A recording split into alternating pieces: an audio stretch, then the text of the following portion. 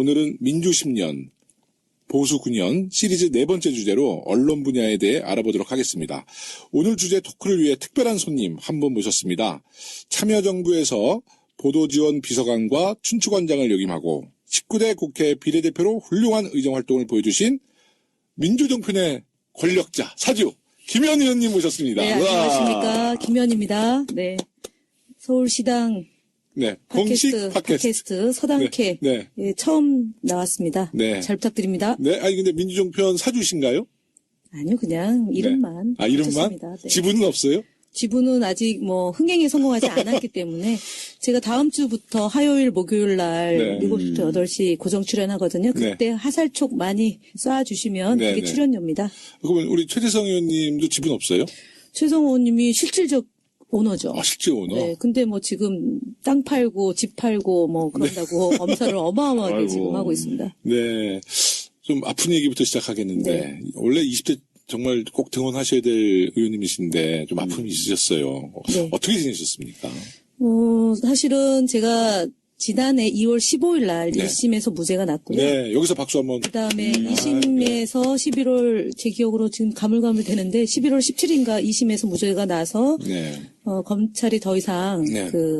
상고를 하지 않아서, 네. 일단 사건은 종결이 됐고요. 아, 네, 축하드립니다. 예, 다만 대리기사가 저를 민사소송을 했는데, 네. 유가족들은 기각을 했는데 제가 네. 변호사를 선임해서 대응을 안 해가지고, 지금 2심 들어가고 있습니다. 그래서, 그건 재판이 있고요. 또 하나가 이제 국정원, 네. 여직원 감금 사건. 오늘 재판부에서 3월 30일 날, 저 재판 시작한다는 연락 받았습니다. 네. 그럼 지금도 조금, 네, 계속 진행 중입니다. 네. 저는 국정원하고, 이 악연이 굉장히 네. 오래 갑니다. 네. 우리 박주민 의원님은 우리 김현 의원님이랑 너무나 잘 아시죠? 그럼요. 네. 제가 국회에서 이제 세월호 가족분들 옆에서 저분 때문에 제가 뉴스를 아주 할 그냥 때 박주민 의원과 이게 어떻게 된 거냐면 네. 그 2014년 7월 11일 날 그 세월호 국정조사 특위 네. 활동이 사실상 종료가 됐어요. 네.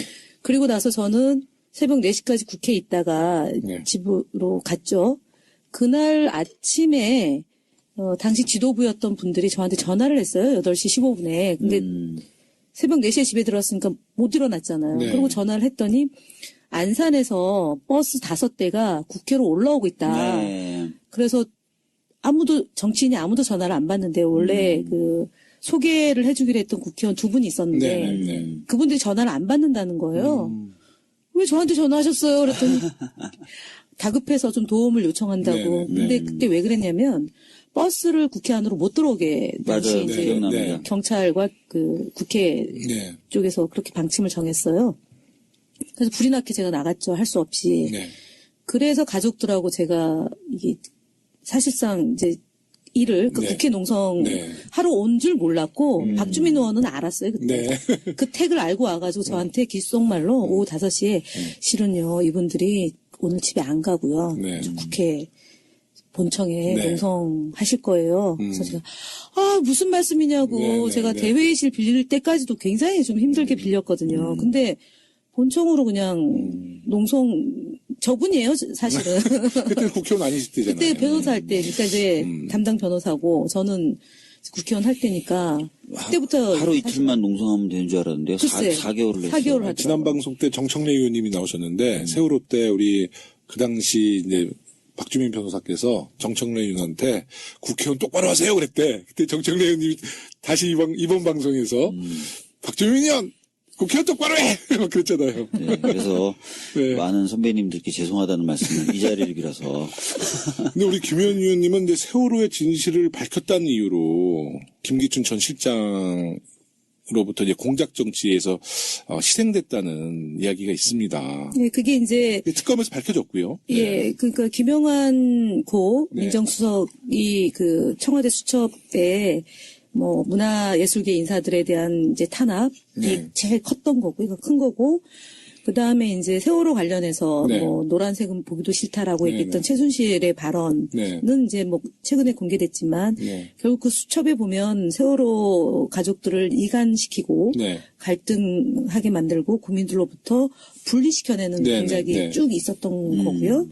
그리고 이제 제 사건 이제 유가족들하고 식사 끝난 뒤에 대리기사 불러서 그 얘기하는 과정에 이제 발생한 그 일을 놓고 김기춘 비서실장이 당시에 김명하 민정수석 그 수첩에 따르면 9월 17일 날 그러니까 세월호를 그 조정하고 그 했던 김현에 대해서 엄정하게 대처할 것 이렇게 나오고 그다음에 19일 그다음에 그 이후에 20일, 21일, 23일 그러니까 거의 매일같이 제 사건에 대해서 관심을 갖고 이제 그 남부지검으로 갔을 때도 그것을 신속하게 하고 그다음에 그러니까 수사의 가이드라인이 어떤지 챙겨보고 그랬던 것 같고요. 그다음에 10월 2일자에 보면 문화예술계 그 이제 인사들에 대해서 얘기하면서 다이빙벨, 그다음에 파주, 김현 이렇게 이제 예를 들어서 완전 지킨 거네 그냥. 그때 그 돌이켜 보면 이번 수첩에 나온 내용 그다음에 이제 이 정부에서 치를 떨면서 세월호 문제를 저렇게 극도로 감추려고 했던 이유가 뭔가에 대해서 이제 퍼즐이 하나 둘씩 맞춰지는데 결국 뭐 지금도 7시간이 여전히 미궁이고요. 결국 세월호가 이 정부의 가장 그 치명적 약점, 국가가 국민을 보호하지 못했다는 점뿐만 아니라 그 보고 체계의 문제점, 그다음에 청와대 컨트롤 타워의 부재의 문제, 그리고 그 이후에 사건을 은폐하고 국민들과 분리시켜내면서 일어났던 공작 뭐 이런 것까지 종합해 보면 제게 있었던 거는 어찌 보면 뭐 가족을 잃은 가슴에 그 지금도 이제 시퍼렇게 멍들어 있을 그 가족들 생각하면 뭐 제가 겪었던 거는 뭐 사실은 조적지연인데 어쨌든 그나마 김영한 청와대 수첩에 김기춘 공작이라는 것이 국민의 힘으로 드러나게 돼서 저한테는 뭐 의미 있는 거죠. 참 지금 이제 뭐 짧은 시간 얘기했지만 너무 억울한 게 많은 일을 당하셨는데 지금 이제 김기춘 전 실장이 구속돼 있어요. 뭐 인과응보지만 어떻습니까? 그래도 소송해서 사실은 특검에 일단은 특검에 그 직권남용으로 제가 고발은 했고요. 그 민사 소송은 이제 지금 기소가 아직 확정적이지가 않으니까. 정리가 되면 민사소송으로 저는 이제 손해배상 청구 들어갈 거예요. 파이팅 하시고 힘내십시오. 감사합니다. 우리 김의원 위원님은 참여정부 시절에는 청와대 보도지원 행정관 또 비서관을 하시고 최초의 여성 춘추관장을 지내셨습니다. 그러니까 시정의 기록을 관장하는 관서. 관장하는 관서. 그러니까 그게 이제 고려 조선시대 때 그렇게 표현을 해서 춘추관인데 역사를 기록한다는 의미이죠.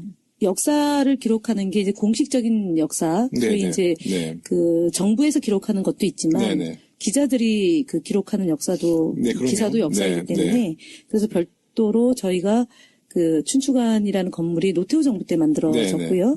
그 이제 그 이전에는 이제 비서동 안에 이제 프레스센터가 있었는데 그 노태우 정부 때 만들어지고 취재 기자, 그다음에 영상 사진 기자, 그다음에 별도의 브리핑룸, 그다음에 영상 그 기록하는 그 이제 공간 그래가지고 3층 건물에 독립된 공간에 있었고요. 저희 때는 이제 300명의 기자가 등록해가지고 출입을 하고 있었고 실제로 그 이전에는 국민의 정부까지는 인터넷 매체나 뭐 그 소위 군소 매체들이 출입을 못했어요. 약간 좀 카르텔이 형성돼 있었고 그래서 노무현 대통령의 공약사항 중에 하나가 차별하지 않는다. 언론사는 차별하지 않고 다만 건전한 그 긴장 관계를 언론과의 관계 속에서 갖겠다고 해서 그러니까 오보, 그다음에 왜곡 보도 이런 거에 대해서는 철저히 다툼은 하되 그 기자들한테는 서비스 브리핑 제도를 하면서 특정 언론사에 뭐 이렇게 흘리기나 뭐 또는 술자리에서 특정 정보 언론사와 정보를 주고받고 하는 것은 못하게 했던 거고요. 그래서 브리핑 제도의 변경이라고 저희가 이제 얘기하는 거고 두 번째는 제일 큰 족적 중에 하나가 사실은 지금은 많이들 잊고 계시는데 가판. 가판이요. 옛날 신문 가판 있었죠. 있었는데 그게 2001년도부터 가판을 서서히 없애는 기 시작했는데 이제 그 몇몇 언론사부터 이제 한 3개 정도가 이제 가판 금지, 가판을 안 찍는다 이렇게 방침을 잡았는데 그것이 전 언론사죠. 지금 가판이 나오는 데가 2군데 정도예요. 동아일보사 앞에 가판 쭉 보고 그랬던 기억이 나는데 노무현 대통령이 그 인수위 시절에 네. 가판을 구독을 금지하는 걸 지침을 내렸어요. 그건 어떤 의미가 있는 건가요? 그러니까 가판을 만들면 미리 이제 예를 들어서 한 언론사에서 기사를 쓰잖아요. 네. 확인이 잘 안 된 기사를 써. 그러면은 이제 공무원들이 특히 정부 관련 기사가 그런 게 많죠. 네. 그러니까 설익은 정책을 기사를 씁니다.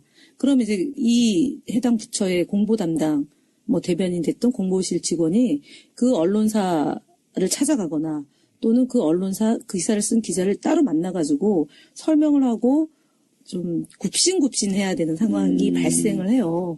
그래서 그걸 바로 잡으면 다음 날 이제 일반인들에게 배달되는 신문에는 좀 사실관계가 바로 정정이 돼가지고 나가기도 하고 그래서 그것이 가판을 못 보게 한 것은 언론 문화 환경을 완전히 바꿔내는 그게 몇 년도에 시행됐죠? 2003년도 그러니까 2월달 그러니까 인수위 때 그 가판을 못 보게 제가 했고 2003년도에 기자를 그만뒀는데 이 가판이 이제 원래 조간이잖아요. 네. 그 밤에 이제 가판이라고 해서 밤 늦게 신문을 가판에서 이렇게 쭉 특히 광화문 시청 쪽에 많은데 그럼 정부 관계자들 또 대기업 또 홍보실 사람들이 그 신문을 미리 쫙 봐요. 그러고 자기들의 그 좀 뜻한 바로 안 나오면 바로 편집국 가가지고 이제 조정해서 뭐 술을 사주든 뭐 해서 기사를 바꾸는 거예요. 그죠? 정정하는 네네, 정정하는 거지. 그 네. 사이에 이제 담합이 형성되는 거예요. 맞아요. 그리고 이제 공무원들이 그 언론사에 눈치 보느냐고 본인이 해야 될 일을 못하는 거. 그때는 사실은 이 브리핑제가 도입된 거는 이제 사무실 예를 들어서 A 기재부다 교육부다 그러면 교육부의 국장 방에까지 들어가서 취재했던 거였어요. 이전에는. 네. 그런데 그걸 못하게 금지를 시킨 거죠. 참여정부 때. 사무실에 못 들어가고. 사무실에 못 들어가게 하고 대신 그 대변인이나 해당 장이 나와서 네. 브리핑을 하고 질문과 답변을 충실히 한다는 원칙으로 간 거죠. 그렇게 되면 뭐냐면은 예를 들어서 이제 A라는 정책이 설익은 정책이 있잖아요. 그게 기자 눈에 딱 띄어요. 그러면 그걸 가져가서 기사를 쓰잖아요. 그러면은 하여간 그런 일들이 비일비재했던 거예요. 그래서 네. 그것을 없애면서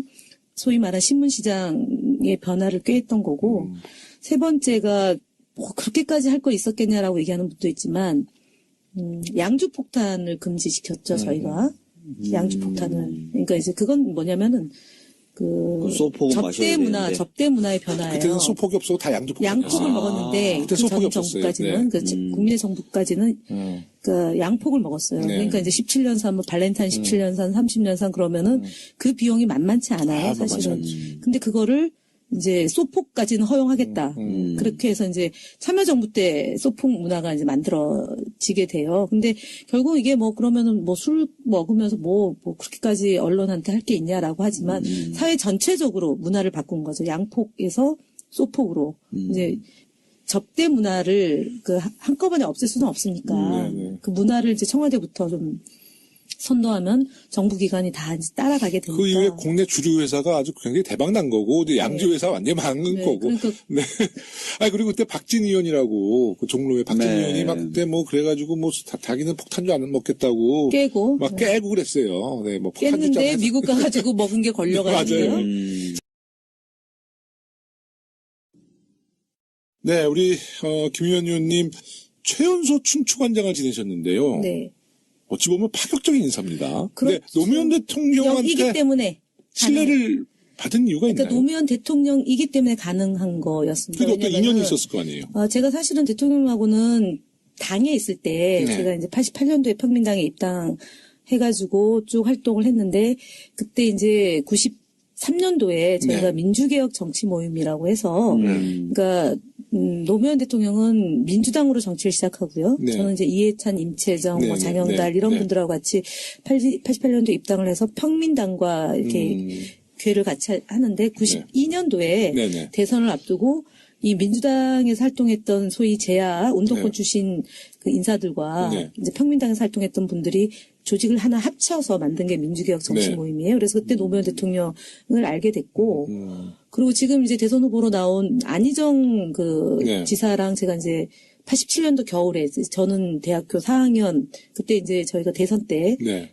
비판적 지지를 했던 그룹이고 네. 안희정 선배가 그 비판적 지지하는 그룹에 소위 이제 그 고대에서는 뭐 뭐라고 표현해야 됩니까? 지도부라고 네, 얘기해야 네, 되죠. 네, 네. 그렇게 해서 이제 대학교 4학년 겨울에 이제 인사하게 돼가지고 2년이 쭉 이어지면서, 그러니까 2002년도에 제가 당의 공보실에 부장으로 이제 그 당직은 그때 처음 갔는데, 처음 시작부터 공보실에서 시작하셨구나. 예, 공보실부터 네, 해서 네. 대변실에 이제 그때 정동영 네. 대변인 시절인 정동영 의원 네. 대변인 네. 시절인데요.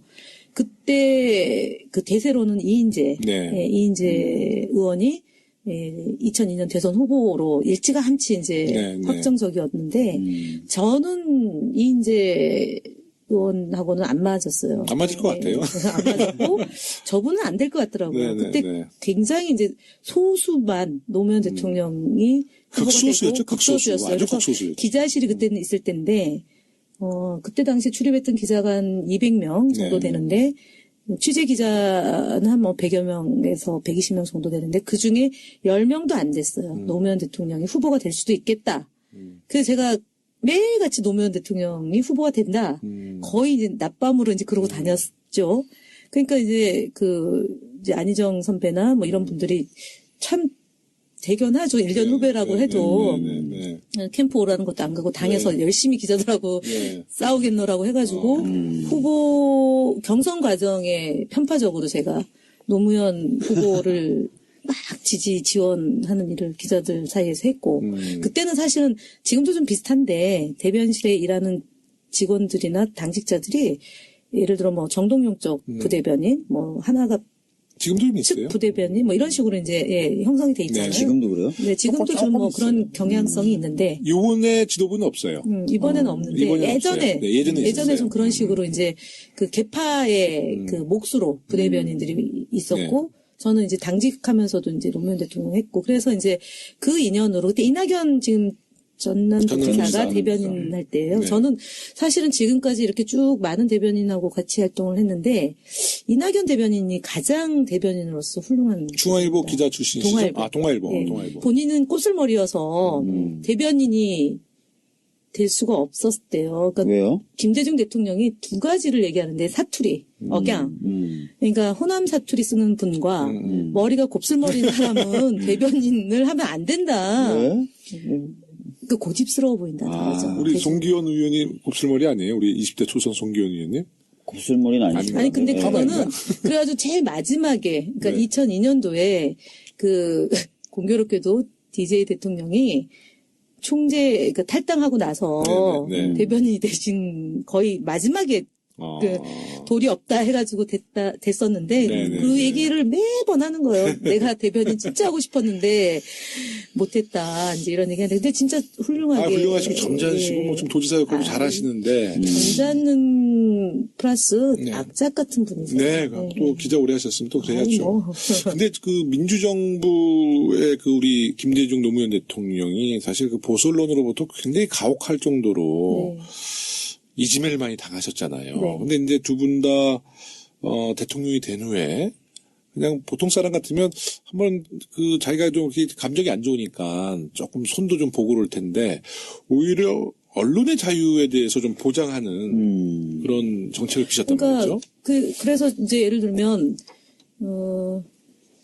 정책으로까지 가기에는 사실은 좀 참여정부의 기반이 네. 딱 튼튼하지 못했던 네. 거예요. 그리고 소위 이제 열린우리당이 이제, 있었지만, 많은 성향의 다양한 분들이 이제 정치를 하다 보니까, 언론과 싸우는 것을 이렇게 좀 힘들어하죠. 찍히니까, 표적이 되니까. 그래서 언론 문화를 바꾸어서 언론 환경을 좀, 변화시킬 수 있는 게 아니냐. 그래서 아까 얘기했던 뭐 가판 금지나 그 왜곡 보도에 대해서 정정 요청하고 끝까지 책임을 묻는 이제 소송 이런 걸로 많이 이제 갔는데 실제로 김대중 정부에서 그 세계 언론사에 대한 세무조사를 했다가 아주 크게 되치기를 네. 당했고 그때부터 동아일보가 그냥 돌아선 거예요. 네, 그러고 그 이제 노무현 대통령이 그 이제 장관 시절에 네. 해수부 장관 시절에 그 문제를 이제 언급을 했어요. 네. 그러니까 아주 그냥 혹독하게 또 이제 하나하나가 다.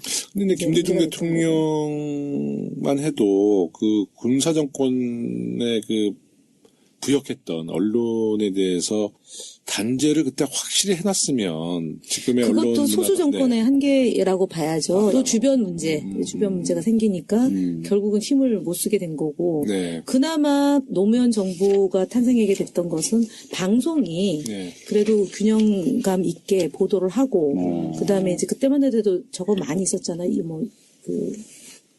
다큐 다루는 프로그램이나 뭐 기획 시사 프로그램들이 살아 있어서 사회의 문제나 아니면 이런 것들 공정하게 보도하는 게 있었는데 지난 이명박 정부와 박근혜 정부 10년, 9년 지나면서 모조리 없어졌잖아요. 지금 그나마 이제 SBS에서 그것이 알고 싶다가 있는 거고 최근에 다시 최근에 이제 살아났죠. 복원이 되는 거고요. 그 다음에 SBS. KBS나 MBC는 뭐 없죠. 없어요. 지금 없고. 그러고 이제 그 미디어법으로 해가지고 종편이 그렇죠.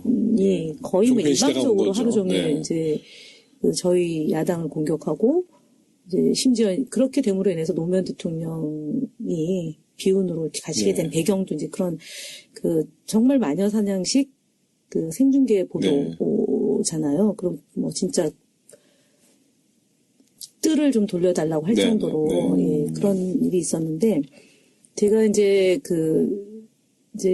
제가 말씀드렸던 것처럼 2000년도부터 당에 다시 돌아와서 부대변인하고 그리고 이제 그 이해찬 당대표 때 한명숙 당대표 이해찬 당대표 할 때 이제 대변인하고 해가지고 따져보니까 13년 정도 이제 공보 파트에서만 있었어요. 스타디가 완전히 되셨구나.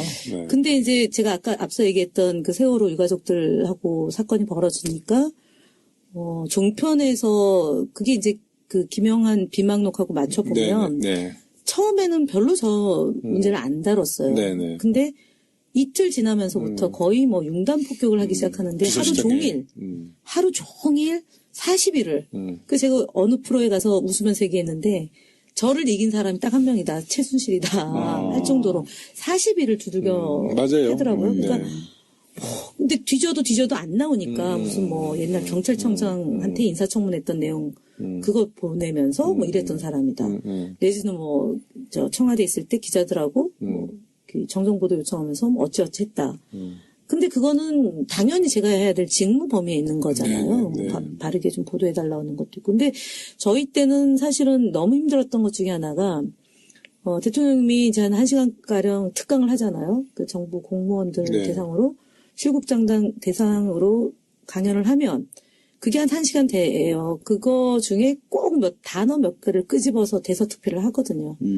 굉장히 이거는 좀 심하죠. 지금의 분위기로 보면 상상할 수 없는 일인데 이명박 정부가 공약했던 것 중에 하나가 브리핑 제도를 없애고 옛날 방식으로 다시 하겠다. 그러니까 출입해서 취재할 수 있도록 허용하겠다라고 약속을 했는데 그때가 이제 anything but 노무현이었잖아요. 노무현 때 있었던 모든 흔적을 지우는데 유일하게 그대로 가져갔던 게 브리핑 제도. 아까 얘기했던 사무실 들어가지 못하게 하면서 브리핑하는 형태의 그 시스템은 그대로 했던 거거든요. 왜냐면은 공무원들이 도저히 일을 못하는 거죠. 그동안 못 해왔던 거예요. 그거를 이제 다른 방식으로 했던 거죠. 근데 제가 이제 아까 돌아가면 노무현 대통령님하고 특수한 뭐 어떤 관계냐고 했는데 근데 그렇게 이제 당에 활동할 때 이제 저는 지원 활동을 하고 있었던 인재를 거고요. 잘 보셨구나. 그리고 안 되겠다. 청와대에 가서 있어야 되겠다. 그래가지고 제가 행정관으로 가게 된 거예요. 그러고 나서 정말 수많은 일들이 벌어지죠. 한 3개월 동안 제가 사실은 지금 이제 뭐 대부분 그때 출입했던 선배들이 지금은 언론사의 편집국장, 그렇죠. 보도본부장, 그만둔 사람, 뭐 정치부장, 그만둬서 명태한 사람, 기업에 가서 아주 잘 나가는 분, 뭐 또는 뭐 많아요. 이제 이런 분들이 제가 너무 그 당에서 있었을 때랑 분위기가 다르니까 제가 울기도 숱하게 울었어요. 그렇죠. 거기도 거칠어요, 거기가. 아니, 근데 너무 심하게 대통령에 대해서 이제 공격하기도 하고, 대변이 조금 부족할 수도 있는데, 본인들이 이렇게 동고동락하지 않은 대변인이 어느 날 갑자기 딱 오니까 텃세 있고 더 막 이렇게 그랬어요. 네. 그래가지고 물론 이제 뭐 저희가 잘못한 것도 있죠. 노무현 대통령이 그러면 언론의 기본적인 철학은 어떤 거세요? 그러니까 이제 문화를 바꿔야 된다. 문화를 바꿔야 된다. 그래서 건전한 긴장 관계를 해야 되고 또박또박 문제 제기하고 바로 잡고. 그래서 그 노무현 대통령이 언론 문화 개혁을 이제 주도했는데 그 중심에는 이제 우리 김의원 위원님 계셨잖아요. 네. 그런 개혁을 하다 보면 특히 보수 언론으로부터 이제 미운털을 좀 받기신 게 아닌가. 저는 사실은 그런 건 없었어요? 그러니까 청와대 출입 기자들 뭐 출입 정지 제가 주로 그 출입 정지 예를 들어서 뭐 엠바고를 깬다거나 뭐 외국 보도를 하면 제가 이제 현장 결제 라인이고 최종 확정은 홍보수석이에요. 근데 조기숙 수석이 그때 홍보수석으로 계실 때고 뭐 200만 수석 있고 뭐 이런 여러분들이 있는데 또 조기숙 수석님이 또 칼같거든요. 언론에 대해서 뭐 얄짤 없죠. 그러니까 이제 그때 주로 이제 출입 정지 뭐 한 달. 그래도 이제 그 출입 정지라고 해서 뭐 춘추관에 못 들어오는 뭐 출입이 아예 정지되는 게 아니라 대통령 취재를 못 하게 되는 그 페널티를 근데 주죠. 이제 의원님 말씀하신 것처럼 이제 뭐 그 오보 같은 거 잘못 내고 엠바고 깨면 청와대를 이제 대통령 취재를 이제 못하게 하는 거잖아요. 네. 지금도 그런데 그렇게 하면 사실 기자들이 가만히 또 안 있거든요. 이거 완전 언론 탄압이라고 난리치거든. 서로가 일단 이 준수해야 될 거예요. 왜냐하면 그 엠바고 깨는 게 뭐냐면은 그렇죠.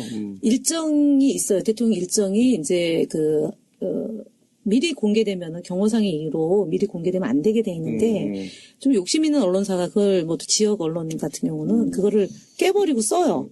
아니 그럼 정지한 뭐 2주 먹지 뭐 이러고는 그 특종한다고 해요. 그러면은 그거나 이제 외교 통일 국방 분야에 소위 저희가 이제 안보 백그라운드 관련된, 브리핑 네. 근데 안보와 직결되는 문제 같은 경우는 굉장히 조심스럽기 때문에 인사나 안보 문제 같은 거 그러면 이제 딥 브리핑이라고 해가지고 딥 브리핑, 네. 백 브리핑, 딥 네, 브리핑, 딥브리핑. 딥 브리핑 네, 해가지고 공개하면 안 되는 거예요. 쓰면 안 돼. 보고용으로는 가능해도 예를 들면 이런 거죠. 유일하게 100% 지켜졌던 게 이라크 갔을 때예요. 네네네. 아르빌 네. 그 이제 군부대 방문할 때인데 그때 비행기 안에서 대통령이 직접 나와서 브리핑을 했거든요. 그거 원래 공개 안 하고 가신 거죠? 처음에 그건 완전 깜짝 놀랐잖아요. 몰랐습니다. 그렇죠. 그러니까 극소수 경호실에 그 한 3명. 그럼 어디 간다고 알고 비행기 타신 거예요? 비행기는 이제 유럽 순방 같이 일정이었고요. 타셨어요? 그럼요. 코드원? 저는 코드원 제가 뭐 나 진짜 코드원 진짜 궁금한데. 나 예. 기자 때 코드원 취재 한번 해봤거든요. 358석으로 그러니까 그냥 우리 747을 개조해가지고. 네.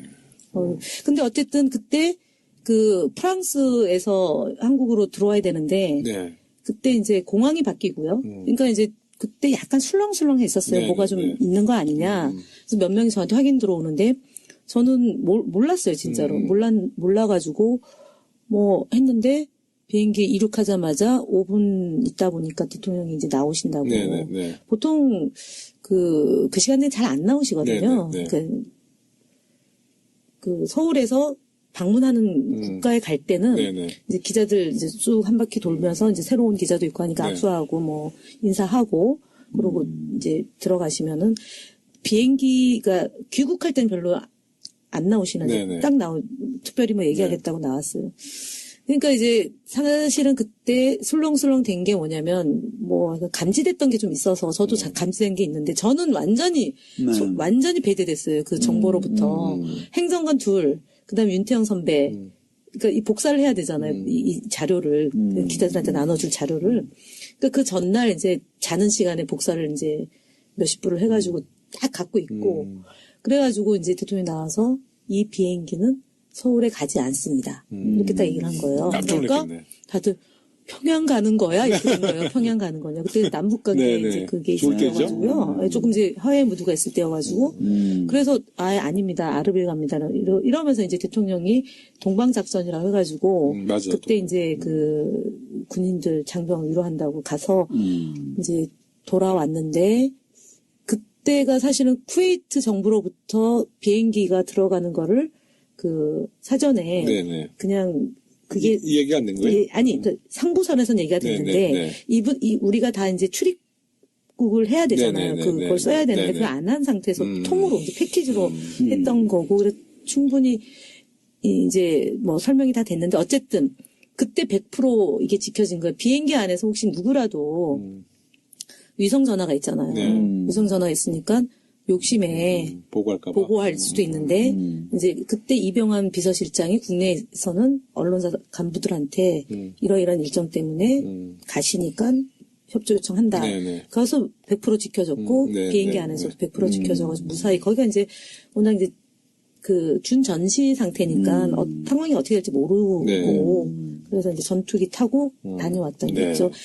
근데 아까 얘기했던 그런데 사소한 이런 이제 오보는 상관이 없는데 네네. 그렇게 이제 대통령 일정을 그렇죠. 비공개로 처리하고 직전에 이제 가죠. 네, 이제 네, 미리 네. 쓰는 거는 이제 했던 네. 거고. 근데 보수적인 언론사와 뭐 저는 뭐 크게 그런 건 없었던 것 같아요. 네. 그리고 아까 얘기했던 것처럼 외국을 제가 55개 도시를 갔다 왔는데 국가를 네. 갔다 왔는데 그 이후에 못 간 나라가 한 평양하고 평양은 못 가셨어요? 평양은 제가 나온 뒤에 이제 서영교 의원이 갔고 네. 그때 사실은 조금 그때 기자실 네. 문제 때문에 청와대 기자실을 폐지하겠다라는 게 대통령의 단호한 의지였어요. 네, 네. 근데 저는 결사반대였거든요. 청와대 기자실 없으면 안 된다. 뭐 청사에 있는 그 정부종합청사의 외교통이 외교부가 있으니까 거기 기자실 이용하면 되는 거 아니야, 기자단이. 절대 안 된다. 여기는 소위 그래도 대통령 군 통수권자고 그리고 대통령을 취재하는 기자들이 불편하게 할 것까지 굳이 뭐가 있냐. 그래서 사실 제가 끝까지 반대했어요. 그랬더니 안 되겠다. 김현이 기자실 폐지, 브리핑룸 폐지하는 거 저렇게 반대하니까 차제 뭐 나간다고 하니까 일단 다른 사람이 들어와서 전 문제는 처리하는 게 맞겠다 그래가지고 제가 잘하셨네. 조금 일찍 나왔죠. 그러면 이제 하여튼 언론 개혁을 계속 이제 하는데 사실 언론 개혁의 핵심은 뭔가요? 이게 문화의 어떤 전환인데 문화만 바꾼다고 될 것 같아요. 그건 아니죠. 근데 언론사의 이제- 지배 구조가 사실 문제 아닌가요? 그러니까 이제 법과 제도에 충실하면 되는 문제잖아요. 네. 예를 들면 이제 종편이죠. 지금 그래서 지난번에 더 이상 특혜가 필요 없는 거 아니냐라고 지난번에 언론개혁 중에 종편에 대한 얘기는 그렇게 하신 거고, 그 다음에 지금 방송법인이 지금 이제 국회에서 계류되어 있는 네, 법들이 정상적으로 처리가 되면 되는데, 지금 제가 알기로는 여당 2당, 3당이 네. 전혀 뭐 요지부동이죠. 근데 이제 법적인 문제도 있지만 이제 언론사 사주에 어떤 뭐 자기들이 지향하는 바가 있잖아요. 사실 우병우 사건도 조선일보와의 어떤 갈등에서 시작됐다는 이야기가 있지 않습니까? 네. 사실 기자들이 뭐 국회의원 대통령 안 무서워하고 사주만 약간 그렇죠, 그렇죠. 두려워하거든요. 삼성이 네. 그러니까 사실 기자들이 뭐 아시겠지만 님자도 안 붙이고 뭐 그냥 의원한테 다 선배 하는데 사주한테도 이제 님자는 안 붙여요. 근데 언론사의 뭐 문화는 사주만 두려워해요. 사주만. 그리고 나머지 취재원들은 거의 가불리 딱 정리가 돼 있잖아요. 근데 그런 지배 구조에 대한 어떤 개혁 작업은 안 하셨나요? 그게 김대중 대통령 때 세무조사. 그거는 이제 세금을 안 내니까 조사를 하고 조사하니까 세금은 내야 되잖아, 언론사. 아니 그러고 나서 세금을 이제 그런 문제가 사실은 정상화됐죠. 그것도 지배 구조가 잘못됐기 때문에 세금을 안 낸 거예요. 그러니까 근데 어쨌든 그건 바꿔진 거고. 네네네. 그 다음에 이제 제가 볼 때는 이제 뭐 방송 특히 이제 지금 KBS나 MBC나 이렇게 좀 이렇게 사장 선출하는 구조를 좀 바꿔야 되는 거 아니냐라는 게 지금 이제 의견으로 나온 거고, 신문에 대해서는 좀 이제 이견이 좀 있는 것 같아요. 네. 예, 그래서 그건 조금 뭐 시장에 맡겨야 되는 거 아니냐. 예전에는 무슨 뭐 불법 유통 있었잖아요. 뭐 이 네. 신문을 보면은 뭐 자료보도 돈을 주고, 준다거나 뭐 자료보도 뭐 주고. 상품권 준다거나 이런 거고, 그 다음에 이제 저희가 했던 것은 자판도 문제 지방 있었어. 언론 육성해서 지원하는 걸 네네. 했었어요. 네네. 근데 이것도 지역 언론 육성인데 이것도 결국은 또 보니까 이 지역 정치인들이 또 지역 언론 눈치 보느냐고 또 이제 문제가 대응 못해. 생기는 거죠. 네, 맞아요. 그래서 저는 사실은 김영란법이 네. 이제 그런 저런 사회의 병폐, 그러니까 왜곡되어 있는 그런 문화 네. 또는 제도 이것을 좀 바꾸는데, 그러니까 특히 언론하고 관계에 있어서 그것이 좀 기여하는 바가 크지 않나 이런 생각이 들어요. 김영란법에 대해서 사실 기자분들도 탐탁치 않게 근데 받아들였지. 처음에는 그랬는데 그럼요. 되게 지금은 잘 지키려고 그래요. 맞아요. 그리고 특히 젊은 기자일수록 사실은 노동 시간이 너무 길잖아요. 길죠. 그러니까 그리고 이제 뭐 취재원하고 이제 뭐 이렇게 만나서 정보도 취합하고 뭐 관계도 해야 네. 되는 거지만 다 그렇게 썩 좋아하진 않은 것 같아요. 네, 네, 제가 볼 네. 때는. 그래서 그게 어쨌든 김영란법이 저희 이제 좀 네. 재정이 좀 취약한 네. 정당의 정치인들한테는 뭐 좀 언론 문화 제도 네. 이게 좀 좋습니다. 개선하는데 굉장히 자, 그러면 이번엔 이제 이명박 박근혜 언론 정책을 한번 정리해보고 싶은데요. 특히 이명박 박근혜 정부가 들어선 후에 이제 해직 기자, 해직 언론인들이 많았죠. 많이 양산됐어요. 왜 그런가요? 아니 그러니까 결국은 이명박 이제 지금 저희가 종편 미디어법 때문에 몸싸움도 하고 네. 뭐 그리고 선진화 그거 더 이상 그래서는 안 되겠다 그래서 선진화법으로 가게 된 건데 저는 이명박 대통령이 이 사업을 했던 분이고 또 70년대부터 쭉 이렇게 네. 예, 건설 쪽 특히. 예, 건설하면서 네. 이제 그런 유통 구조를 너무 잘하는 거잖아요. 네, 네, 네. 그러니까 그런 방식으로 지금 언론을 대했고 그다음에 그때만 하더라도 뭐 4대강 문제나 아니면은 그 이제 정상적인 보도를 자꾸 못하게 하니까 파업을 하고 그게 MBC가 가장 심했던 그랬죠. 거잖아요. 그러니까 정상을 비정상으로 가는 것을 다시 정상으로 돌리는 것에 대해서 네네. 반발하는 사람들을 그냥 다 그러게요. 이제 그만두게 만들었고 그래서 뭐 암 투병도 있고 개인사적으로 불행하게 지금 된 분도 굉장히 많아요. YTN 뭐 기자의 경우도 그런 얘기도 들었는데 그래서 제가 볼 때는 이제 공룡과 같은 종편을 탄생시키고 그다음에 언론을 재갈을 물리고 그리고 이제 소위 그 심층 아까 얘기했던 뭐 네.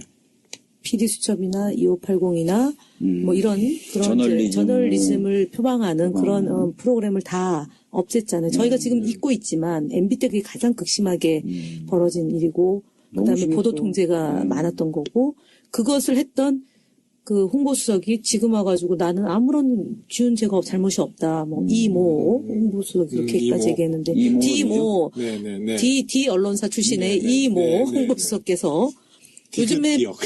요즘에 그 저만 모르게 빨리 좀. 요즘에 네. 패널로도 나오고 하는데 많이 나오죠. 네.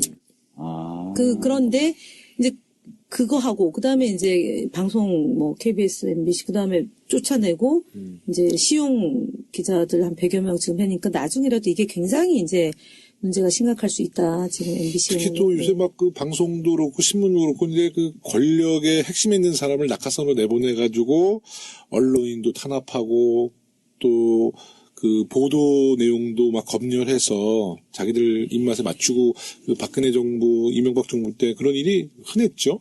아유 많았죠. 근데 저희는 사실은 참여정부 때 제가 춘추관장 하면서 이제 그 상상도 못할 일이고 사실은 현장에서 그런 건 하죠. 뭐 대통령이 예를 들어서 A라고 얘기했는데 A, B, C, D라고 했는데 A, B, C는 없고 D만 딱 거두절미해서 쓰면 전후자하고 이런 거 아니냐. 이제 그런 거 갖고도 논쟁도 하고 토론도 하고 이제 이러면서 공유가 되면 반영이 되는 거고 아니면은 뭐 할 수 없는 거잖아요.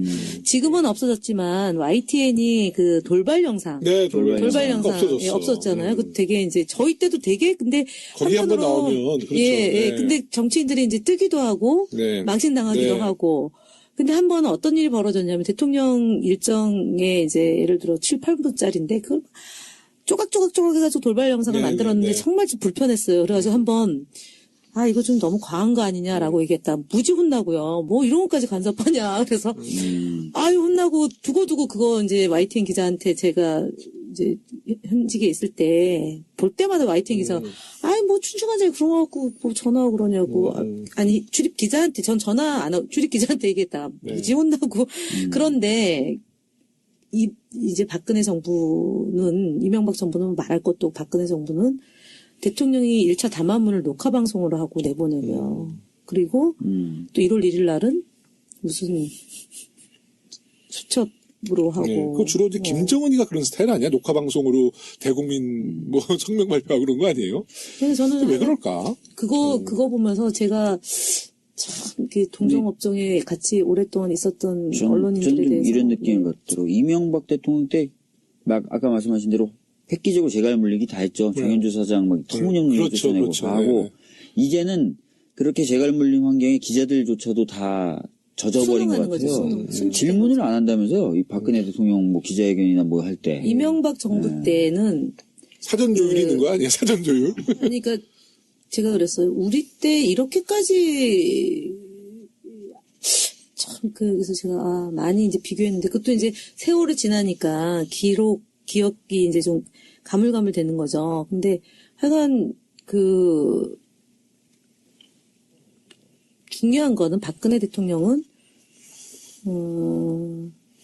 기자회견을 안 한 거죠.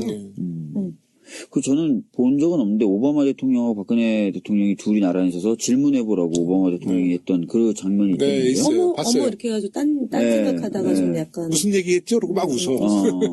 오바마는 딱 질문 받으면 네, 네, 탁탁 여러 개 쫙 들어내서 답변을 쫙 하는데. 그러니까 능력이 안 되는 거예요. 솔직히 냉정하게 하면 능력이 안 되는 거고 사람에 대한 애정도 없고 할 말도 없고 숨기고 싶은 게 많고 그러니까 이런 뭐 거죠. 사실 그런 심리니까. 그런 거 그렇죠. 이제 어쨌든 저희는 대통령이 부지불식에 갑자기 춘추관에 5분 또는 10분 남겨놓고 내려오는 경우가 있었어요. 그게 언제냐면 2003년도 10월 3일인데 제 기억으로 그때 이제 조금 뭐 안 좋은 일이 있었어요. 네. 안 좋은 일인데 대통령이 이제 참모진들이 다 말리는데 제발 그거는 하지 마시라 말리는데 재신임 묻겠다고 한 날. 네.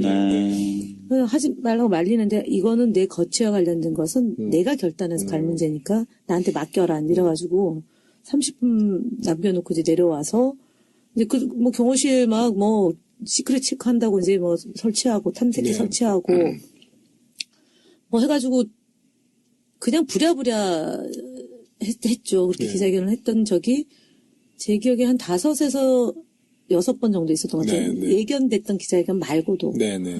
네, 그런 거고. 그러면 이제 뭐 사전에 대략 이제 저거는 정하죠. 예를 들어서 방송 네. 몇 명, 그다음에 신문 몇 명, 지역, 외신.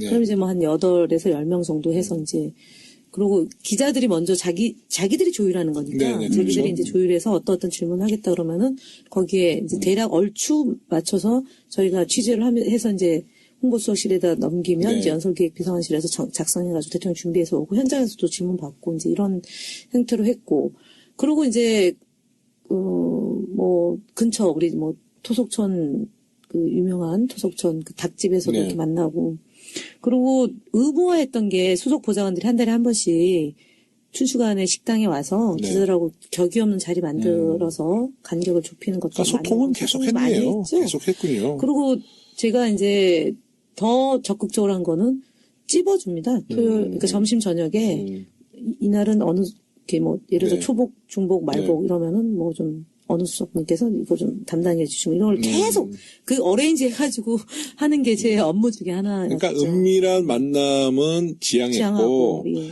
하여튼 공개적으로 투명한 네. 만남은 더 활성화시켰고 그리고 차별하지 않고 지역 언론이라고 뭐 네. 아니고 이번에는 그러면 우리 이명박 MB 정권 종편의 시대가 열렸죠.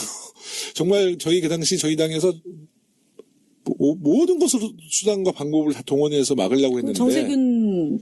의장님이 그토록 싫어하는 단식 7일 그러니까요. 그것 때문에 하신 거. 근데 종편의 탄생으로 인해서 지금 대한민국에 어떤 영향을 미쳤다고 보세요? 저는요.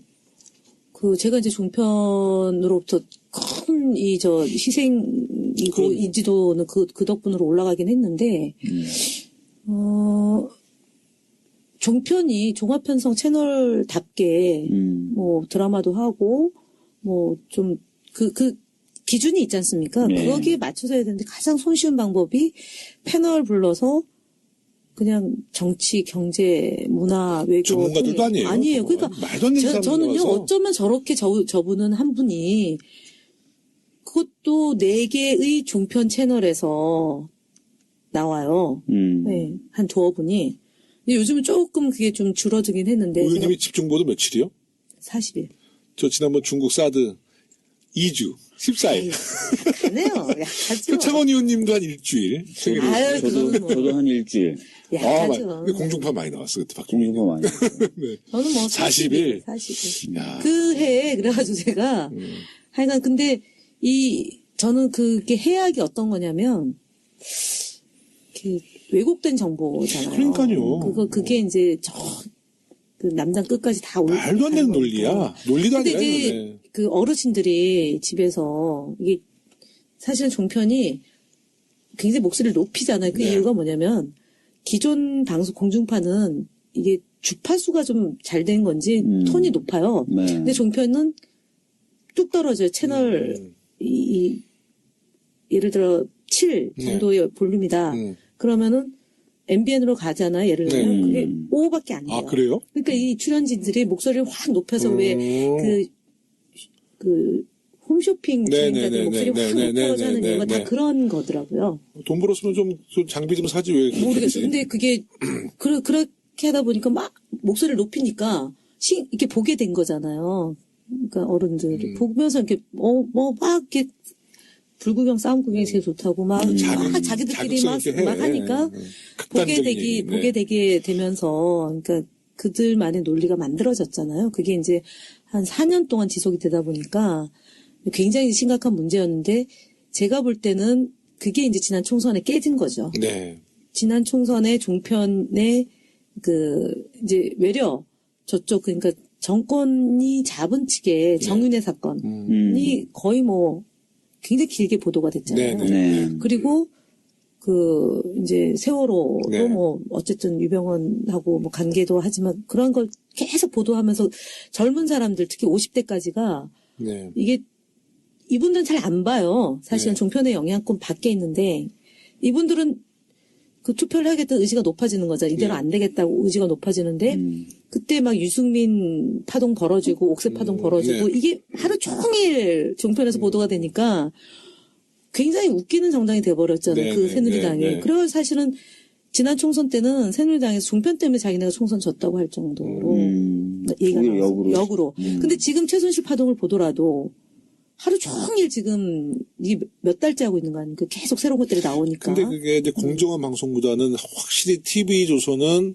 아까 얘기했던 조선일보와 청와대 관계로 시작이 됐고, JTBC는 정말 역할을 좀 했다고 보고요.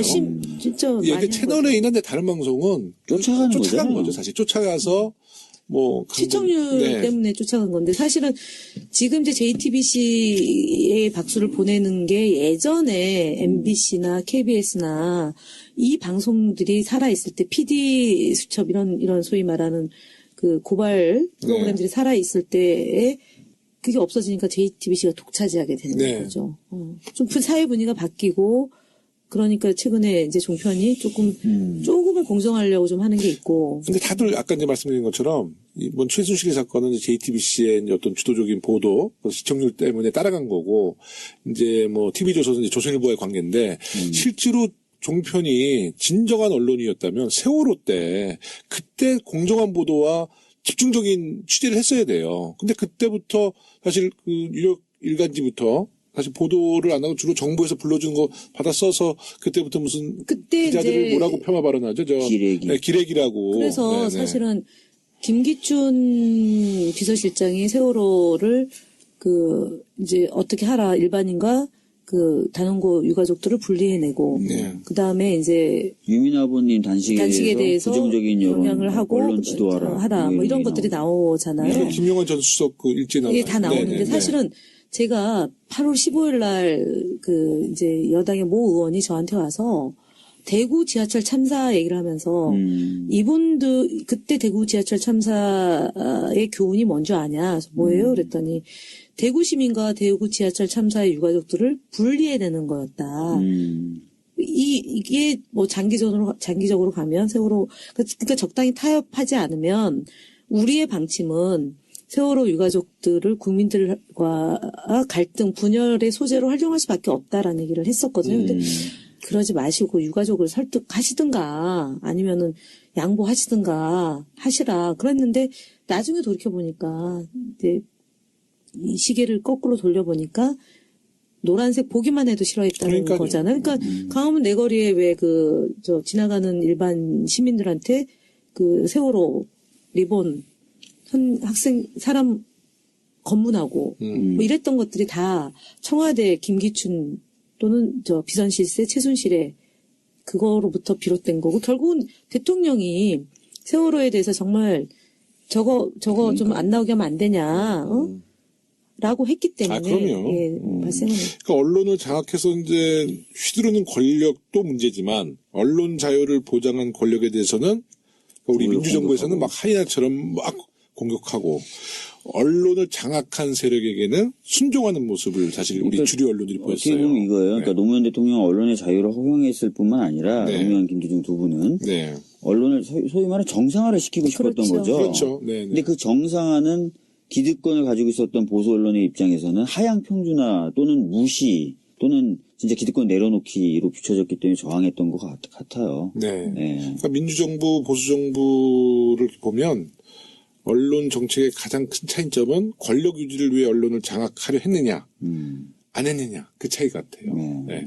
지금 우리 그 국회에서 언론 장악 관련된 법안들이 좀 많이 올라와 있죠. 근데 아까 말씀하신 것처럼 거의 통과가 안 되고 지금 그러니까 이게 결국 통과가 안 된다는 건 새누리당이 반대하고 있는 거잖아요. 그러니까 바른정당 새누리당에서 그 상정조차도 지금 못하게 하고 있습니다. 근데 정권이 바뀔 걸 감안한다면 오히려 새누리당이 적극적으로 지금은 통과시켜줘야 되는 단계 아닐까요? 그게 이제 이상민 위원장이 어저께 이제 한 언론 매체와 인터뷰하면서 그 얘기를 했어요. 그래서 도저히 이해가 안 간다. 구조가 바뀔 텐데 왜 저러는지 모르겠다 이제 이런 일단 거죠. 정권 바뀌는 게 확실하면 그때 해주려 그러나? 그럴 수도 있겠네요. 뭐 그럴 수 있어요. 저쪽 사람들은. 제가 우스갯소리로 지금 이제 한교안 권한대행이 이제 임기가 이제 뭐 인용이 된다고 치면 3월 달에 이제 종편 제허가 그러니까 3월인가 2월 말. 3월 말. 3월 말. 예, 그러면 이게 우리도 불편하지만 현재 정부에서 지금 종편이 제일 불편한 거 아닙니까? 네. 한교안 권한대행이 역사적인 일 중에 하나를 네. 하시지 않을까? 그런 기대도 그런 상상도 해봅니다. 그렇습니다. 저 이명박 박근혜 정부가 이제 들어오면서 그 주류 언론들을 우리 국민들이 신뢰하지 않아요. 그래서 국민들 스스로 이제 1인 미디어, 뭐 SNS, 민주정편, 네. 네? 이런 이제 우리 진보 진영의 네. 매체들이 생기는데 이런 환경 변화에 대해서는 뭐 어떻게 생각하세요? 사실 선진국도 다 비슷한 주제죠. 그렇죠. 지금 뭐 예를 들어 저희가 이제 2002년도에 가장 그런 이제 뭐 팬클럽이지만 그때부터 이제 국민과 소통하는 직접 민주주의 방식으로 많이 형성되기 시작했잖아요. 또 서프라이즈 네. 지금 이제 거기서 논리가 개발되면 전파하고 네. 막 이랬던 거고 그 이제 참여형으로 간 거잖아요. 네.